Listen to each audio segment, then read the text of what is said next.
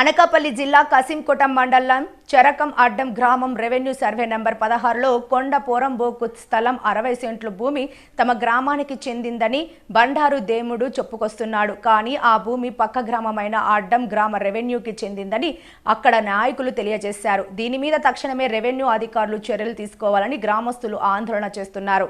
కసింకోట మండలం అడ్డం గ్రామంలో 16 సర్వే నంబర్లో గల భూమిలో శరకం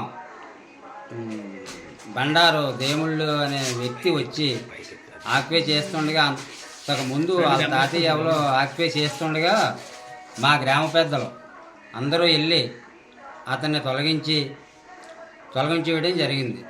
తొలగించేసిన తర్వాత ఇప్పుడు గత 15 సంవత్సరాల కిందట తొలగించేసిన తర్వాత ఇప్పుడు మాకు అదే గ్రామం చరకం గ్రామం పొలిమేర నుంచి చరకం గ్రామం నుంచి అచ్చెర్ల రోడ్డు వరకు గ్రావెల్ ఎన్ఆర్జిఎస్ రోడ్డు వేయుటకు గ్రావెల్ మేము తోలుతుంటే దానికి కూడా మీకు సంబంధం ఏంటనేసి వచ్చి మా మీదే రుబాబు చేసి మా మీద కంప్లైంట్ ఇవ్వడం జరిగింది.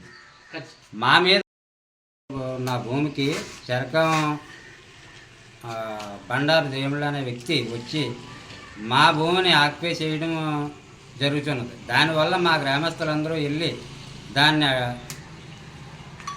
ఖాళీ చేయించడం జరిగింది.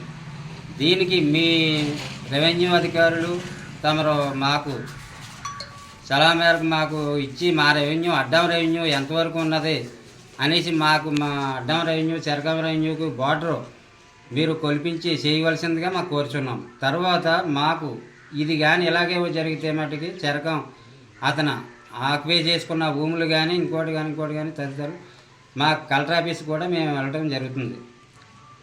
దీని గురించి రెవెన్యూ అధికారులు వెంటనే మాకు న్యాయం చేయవలసిందిగా కోరుచున్నాము.